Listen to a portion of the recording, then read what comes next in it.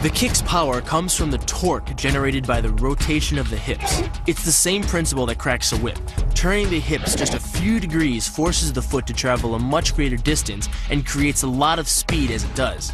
The longer the leg and quicker the rotation, the faster the kick. And unlike karate, Muay Thai fighters are also taught to strike with the hard bone of the shin. A Muay Thai kick can generate roughly the same force as a baseball bat, enough to crack a rib or a leg. It works like a point of a knife. All the force is magnified by being concentrated in a small, hard area. Even if the elbow doesn't deliver a knockout, it will almost always leave a nasty cut and often end a fight. Flying knee relies on the explosive power of the legs.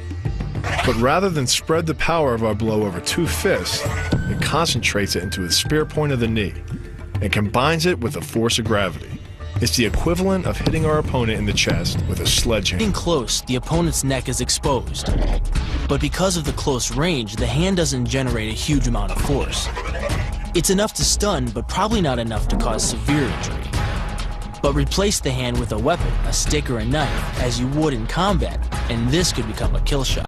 Because the area of impact is focused on a small part of the foot, it magnifies the force of the blow, making it capable of dropping 1,000 pounds of force on your head.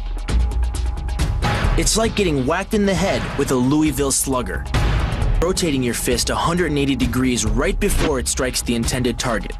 The twisting snap of the arm maximizes the speed of the punch and magnifies the force of the blow by concentrating the impact on the first two knuckles of your hand. Done correctly, it can deliver as much energy as a bowling ball dropped from the top of a house, more than enough to cause soft tissue damage or break a rib. This move uses the same principle as a throw in judo, off-balancing your opponent and then using his momentum to send him down. But it's much more aggressive. The sweep here is actually a strike to one of the most sensitive areas of the body, the Achilles tendon. Just like a crowbar, where your leg is the lever and your hip is the fulcrum. The trick is positioning your body in just the right place. If you're just an inch off the placement of your thigh and hip, the amount of energy needed to throw an opponent can more than double. But performed correctly, Uchimata requires almost no energy, yet it can deliver up to 5,000 pounds of force. If it weren't for the mat, a throw like Uchimata would be enough to cause serious injury or even paralysis. Most kicks that land with the side, ball, or top of the foot, the gastrizin uses the heel to deliver the blow. This alignment of the heel, ankle, lower leg complex channels some 2,000 pounds of force into the opponent. More than enough to break a baseball bat. The higher you can lift your opponent in this move, the faster he'll hit the ground. It's not just your force working against him.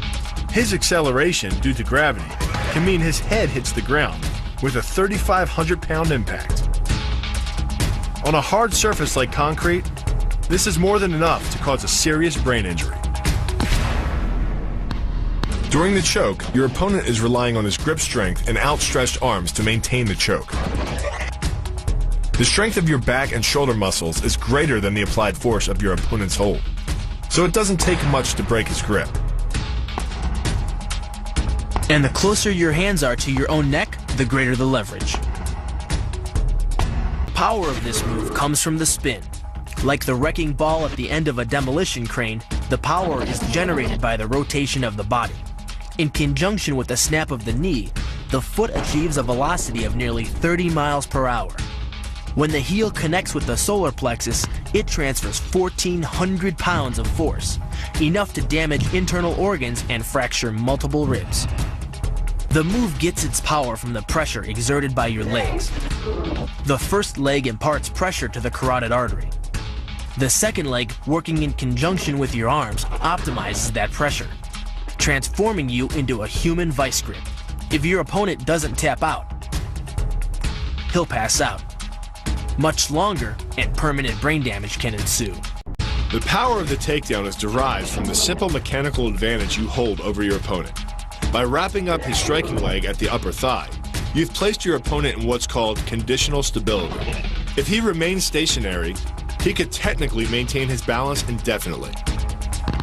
But by driving him backward and initiating a sweep of his other leg, you've added two destabilizing factors. and the loose center of gravity simply cannot hold. The tornado kick is a study in controlled chaos. A quick spin confuses your opponent. Then one knee is thrust into the air, launching your entire body high enough to fire a powerful kick. The momentum generated by your body weight rotating freely, combined with a powerful hip thrust, creates a devastating blow of over 700 pounds of force upon impact. More than enough to permanently damage the hyaline cartilage that protects the larynx and spinal cord. The secret to the move is wrist control. By rotating your opponent's wrist to the maximum extent of its range of motion, the bones of the wrist lock against the bones of the forearm and make it impossible to bring the strong muscles of the upper arm to bear. Then, you can pull your opponent off balance and into a potent knee strike. The combined force of the knee strike and your opponent's forward momentum can be as much as 2,000 pounds, enough to dent sheet metal. The key to this move is turning your opponent's lower arm into a lever. By grabbing his arm during the initial attack, you set up the lever such that direct loading to his elbow joint is achieved. Once the elbow is locked and loaded, you can pull a much heavier opponent off balance by simply lowering your center of weight.